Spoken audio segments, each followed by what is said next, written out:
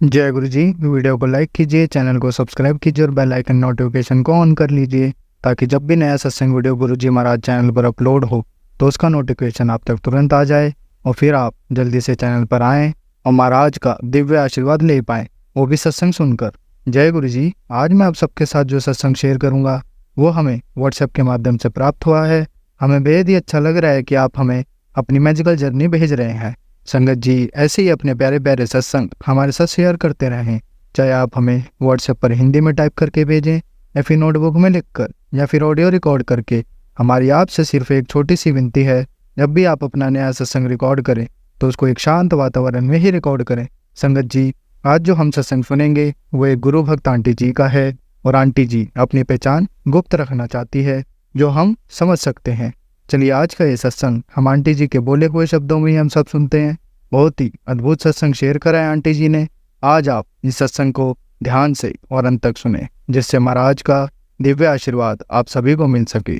Aunty जी ने जैसा सत्संग हमारे साथ शेयर करा है वैसे ही आप सबके साथ इस सत्संग के माध्यम से साझा करने जा रहे हैं। इसलिए आप सभी संगत सत्संग के अंत तक बने रहना, वो सत्संग को बहुत ध्यान से सुनना, वो सत्संग को बीच में ना छोड़ें, क्योंकि सत्संग सुनने वाले का भी कल्याण होता है और सत्संग करने वाले का भी। और हो सकता है जो आप आज सत्संग सुने उससे आपको भी अपने कई सवालों के जवाब मिल जाएं। चलिए सत्संग शुरू करते हैं। जय गुरु जी। जय गुरु जी। शुक्राना गुरु जी, पल पल शुक्राना, कोटि कोटि प्रणाम गुरु जी, कोटि कोटि प्रणाम संगत जी। आज मैं एक शुक्राना सत्संग आपके साथ शेयर करना चाहती हूँ। मैं एक विडो हूँ और मेरी मैरिड लाइफ में काफ़ी प्रॉब्लम्स मैंने फेस की हैं, बट जब से गुरु जी का साथ मुझे मिला है तब से मुझे ऐसा लगता है कि गुरु जी ने मेरा हाथ पकड़ के मुझे दलदल से निकाला है। मैं एक सत्संग शेयर आपसे साझा करना चाहती हूँ। मैं जहाँ पर वर्क करती थी, मेरी जो वर्क प्लेस थी, वहाँ पर जो मेरी कोऑर्डिनेटर थी, जो मेरी हेड थी, वो मुझे बहुत परेशान करती थी। उसने बहुत ज़्यादा मुझे डीमोटिवेट किया। मतलब छोटी सी भी मेरी गलती है उसने वो इश्यू बनाना और सब डिपार्टमेंट्स में जाके मेरी इंसल्ट करना, मेरी बेइज्जती करना, मुझे बहुत डीमोटिवेट किया उसने। मुझे बहुत लेट डाउन करने की कोशिश की और करती भी थी। मैं अपने वर्क प्लेस पे कितनी बारी रोती थी, काफ़ी अपसेट भी थी। मैं बहुत अपसेट जा रही थी अपनी जॉब में।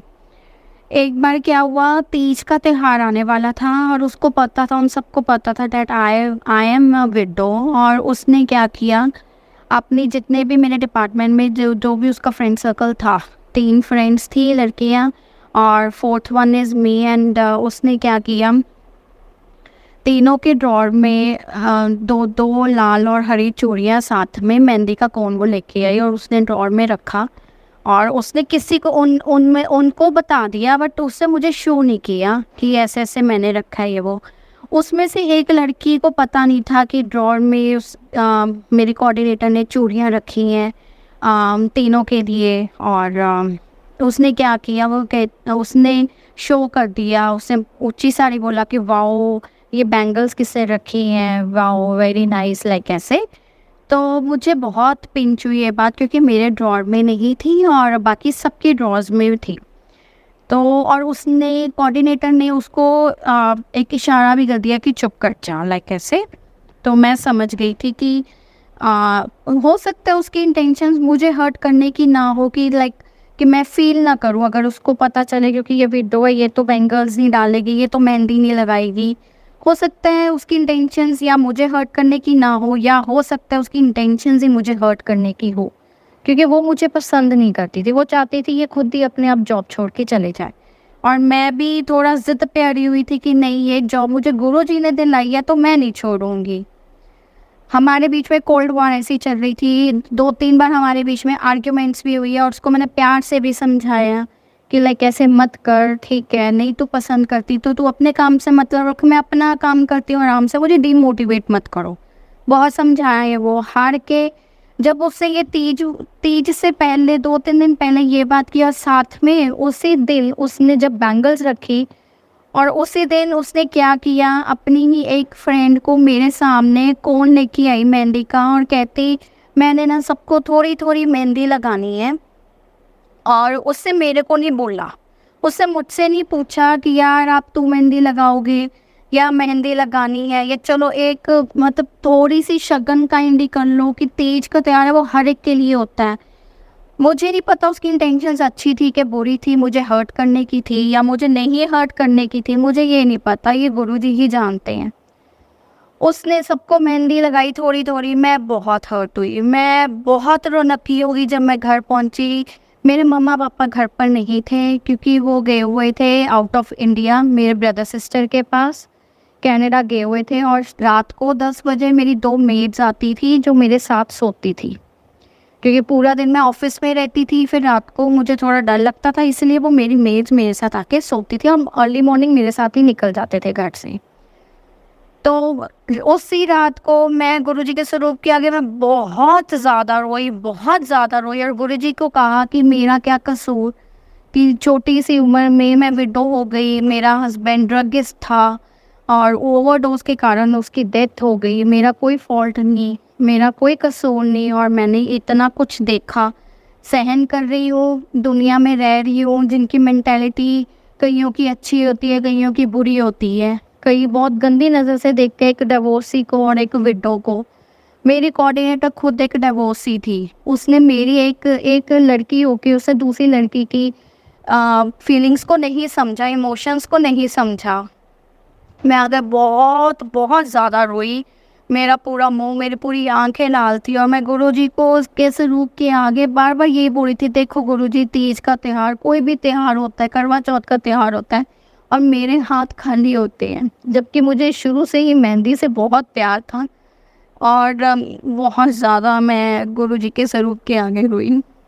फिर 10 बजे जब मेरी मेड्स आती तो उन्होंने क्या किया, वो दोनों लड़कियां हैं, कबाड़ी लड़कियां थी, तो वो ना मेहंदी का कोन लेके आई उस दिन रात को, और वो मेरे साथ मेरे बेडरूम में सोती थी, पर मेरे साथ बेड में नहीं सोती थी, पर वो फोल्डिंग बेड बिछा के सोती थी, क्योंकि वो कहती दीदी हमें नहीं अच्छा लगता कि हम 3 जाने हम कैसे फिट होंगे, तो हम अलग ही सो जाएंगे, पर सोएंगे आपके साथ ही, आपके रूम में ही, ऐसे होता था। तो वो कोन लेके आई और मेरे को कहते दीदी आओ तीज का त्यौहार आ रहा है, आपके हाथ पे मेहंदी लगाते हैं। मेरा मूड उस दिन तो वैसे ही बहुत ऑफ था, तो मैंने कहा कि नहीं, मेहंदी मेरा दिन नहीं है, मैं थकी हुई हूँ, मैं सोने लगी हूँ। तो मैं अपने बेड पे सो गई, और फोल्डिंग बेड मेरे बेड से काफ़ी दूर था, और उन दोनों ने आपस में मेहंदी लगाई, आपस के हाथों में मेहंदी लगाई दोनों सिस्टर्स ने, और वो सो गए और मैं भी सो गई। मैं बहुत अपसेट होके सोई। संगत जी आप मानोगे नहीं, जब मैं सुबह उठी मुझे नहीं पता मेरे एक हाथ पे थोड़ी सी मेहंदी का शगन हुआ, छोटा सा सर्कल बना हुआ। मैं बिलीव नहीं कर पाई। मैंने सोचा ये मेड्स ने लगाई होंगी, उन्होंने शरारत में सर की होगी। फिर मैंने उनसे अर्ली मॉर्निंग उठ के पूछा, मैंने कहा मेहंदी ये आपने लगाई है, ये क्या है, ये आपने लगाई? कहते नहीं दीदी हम आप सो गए थे तो हम तो साथ ही में 10 मिनट बाद ही सो गए थे, हमने एक दूसरे के हाथों पे मेहंदी लगाई, एक एक हाथ पे, और फिर हम सो गए, और हमारा तो कोन भी ख़त्म हो गया था मेहंदी का, हम तो एक ही कोन लाए थे। मुझे समझ ही नहीं ये क्या है, ये क्या है। मैंने बार बार सोप से अपने हाथ हैंड वॉश किए कि शायद मुझे लगा कि मैंने डोर ओपन किया तो कि इसका कोई जंगाला ना हो या कुछ मेरे हाथ में लग ना गया। और रात को मैंने बार बार अपने हाथों को वॉश किया, वो नहीं उतरा। फिर मैंने फ्रेगनेंस ली, मुझे मेहंदी की फ्रेगनेंस नहीं आ रही थी, पर वो मेहंदी ही थी। मैं इतना ज़्यादा रोई, इतना ज़्यादा रोई। मैं कहा गुरुजी आपने मेरे हाथ में आके मेहंदी का शगन किया, आपने मेरे हाथों पे मेहंदी लगाई, ये कैसे लग गई मुझे नहीं समझ आया। और वो 2-3 दिन तक रहा निशान, वो सर्कल 2-3 दिन तक रहा मेरे हाथों में। और मैं इतनी हैरान थी, इतनी ज़्यादा हैरान थी, क्योंकि उस रात को एक रात पहले मैं मेहंदी को लेके रोई और अपने कर्मों को, अपने पुराने पिछले कर्मों को भुगतान करके रोई। और साथ ही में मैंने रोते रोते कहा गुरुजी मेरे को नहीं जॉब पे जाना, मेरा नहीं दिल लगता, मुझे वो बहुत तंग करती है, वो मेरी फीलिंग्स को नहीं समझ रही, मुझे बार बार तंग करने का मौका देती है, मेरे को बार बार पिंच करती है। मुझे नहीं पता उसकी इंटेंशन सही होती है कि गलत होती है, बट मुझे वो बार बार पिंच करती है, मुझे वो हर्ट करती है बार बार, मैं रोनक्की हो जाती हूँ। गुरुजी कुछ करो प्लीज़, कुछ करो। मैंने रोते रोते ये बोला, और आप मानोगे नहीं, साल पहले मैंने अपना एक स्कूल में सीवी दिया था, और वो इम्पॉसिबल जॉब थी मेरे लिए, क्योंकि वो इतनी हार्ड इंटरव्यू लेते हैं वो स्कूल वाले, और मैं फ्रेशर थी। वहाँ से मुझे कॉल आई और वो कहते हैं कि प्रिंसिपल मैम से मिलो, आपको वो बुलाना चाहते हैं, आपको वो अपॉइंट करना चाहते हैं अपने स्कूल में। And I was stunned. उस टाइम पे मैं ऑफिस जाने के लिए रेडी हुई थी। उसी दिन मॉर्निंग में मैंने मेहंदी का अपने शगन देखा अपने हाथों पे, और घंटे बाद ही मुझे कॉल आई स्कूल से, वो वाले स्कूल से जो साल पहले मैंने सीवी दिया था, और जो जिसकी मैंने उम्मीद नहीं छोड़ी थी, उम्मीद छोड़ दी थी कि मुझे यहाँ से कॉल आएगा, क्योंकि मैंने सुना था वो काफ़ी हार्ड इंटरव्यू लेते हैं, and as I am a fresher तो मैं शायद ना कर पाऊँ।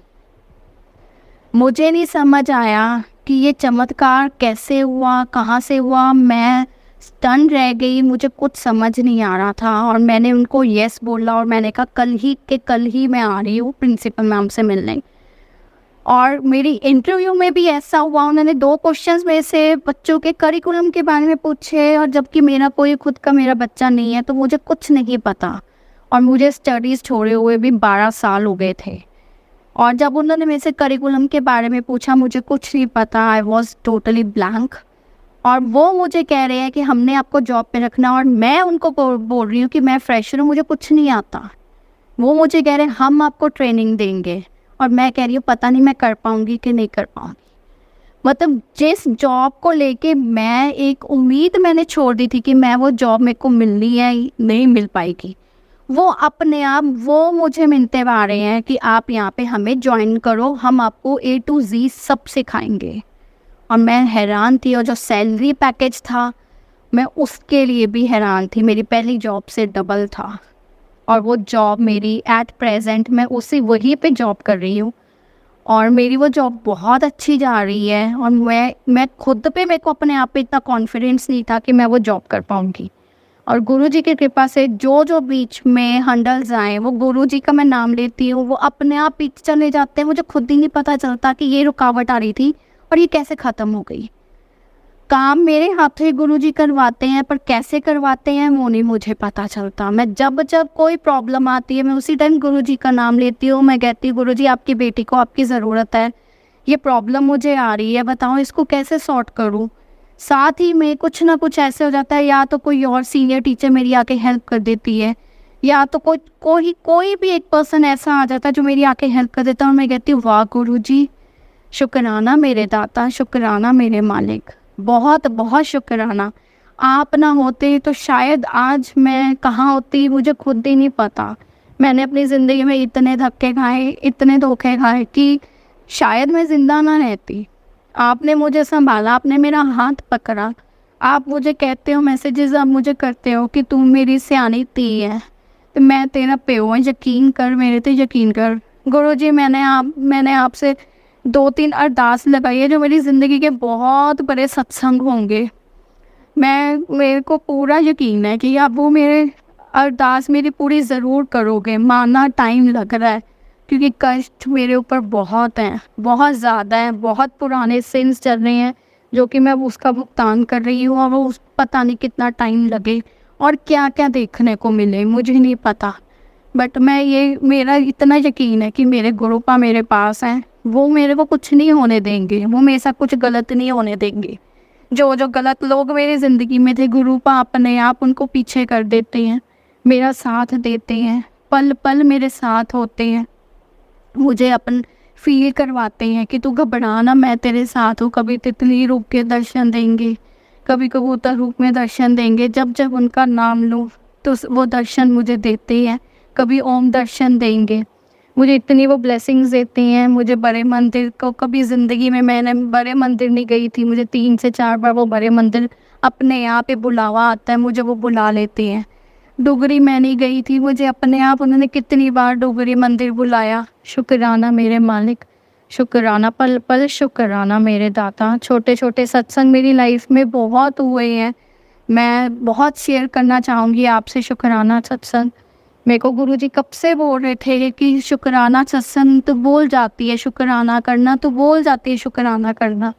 गुरुजी मैं बोलती नहीं हूँ, मुझे सब याद है, बस थोड़ी सी आलसी हूँ इस चीज़ को लेके, या थोड़ी सी घबराई हुई हूँ, थोड़ी टेंशन में हूँ, तो दिमाग में होता है कि शुक्राना सत्संग शेयर करना है, पर हिम्मत नहीं होती कि मैं शेयर कर लूँ। मैं आज शुक्राना सत्संग ये शेयर कर रही हूँ। शायद ये शुक्राना सत्संग भी किसी के लिए गुरुजी ने आज वैसे ही लेटे लेटे मेरे दिमाग में आया, शुक्राना सत्संग शेयर करो। मैं मंदिर में बैठी हूँ, गुरुजी के स्वरूप के आगे ये शुक्राना सत्संग शेयर कर रही हूँ आपसे। हो सकता है किसी के लिए, किसी की लाइफ में भी ऐसी कोई प्रॉब्लम्स चल रही हो, जो बैठे बैठे ही गुरुजी ने मेरे को कहा कि ये वाला शुक्राना सत्संग शेयर कर। हो सकता है किसी के ये शुक्राना सत्संग, मेरी वर्डिंग्स शायद गुरुजी किसी तक पहुंचाना चाहते हो। ये मैं नहीं बोल रही हूँ, ये गुरुजी मेरे से बुलवाई जा रही है। मुझे कुछ नहीं समझ आ रहा मैं बोल भी क्या रही हूँ, बस वो मुझसे बुलवा रही हैं और मैं बोल रही हूँ। आवाज़ मेरी है, वर्डिंग्स गुरुजी की है। आवाज़ मेरी है, फीलिंग्स गुरुजी की है। पल पल शुक्राना मेरे मालिक, पल पल शुक्राना मेरे दाता। अब मैं इस सत्संग को यहीं पे पूर्ण विराम करना चाहूँगी गुरुजी के महामंत्र जाप के साथ। ओम नमः शिवाय, शिवजी सदा सहाय। ओम नमः शिवाय, गुरुजी सदा सहाय। गुरुजी जो ये सत्संग सुन रहा है उन सबको ब्लेस करना, सबके माँ बाप को स्वस्थ रखना, हेल्दी वेल्दी रखना, किसी के घर में कोई दुख ना आए, किसी के माँ बाप परेशान ना हो बच्चों को लेके, जैसे मेरे माँ बाप परेशान है मुझे लेके, किसी के भी माँ बाप परेशान ना हो। अगर इस दुनिया में लड़की को, किसी को कोई लड़की भेज रहे हो, किसी को कोई लड़की की दात दे रहे हो, उसकी किस्मत इतनी अच्छी रखना गुरुजी कि कुछ गलत ना हो, माँ बाप धन फील करें, अपने आप को दुखी ना फील करें, पछताए ना कि एक लड़की है, वो अपने आप को इतना प्राउड फील करें पेरेंट्स वो। ऐसा उस लड़की की किस्मत रखना, हमारे बुरे कष्टों को कटना गुरुजी, कोई भी दुख ना देख पाए। गरीब को भी इतना बना दो कि वो 3 टाइम की रोटी खा पाए। ऐसे कष्ट कट दो सबके गुरुजी, ऐसे कष्ट कट दो, सबको बख्शना गुरुजी, सबके बुरे कर्मों को कटना। जय गुरुजी, शुक्राना गुरुजी। संगत जी, अगर आपको आज का सत्संग अच्छा लगा हो तो आप इस सत्संग को और संगत के साथ ज़रूर साझा करें, जिससे वो भी महाराज का दिव्य आशीर्वाद प्राप्त कर सके। जय गुरु जी।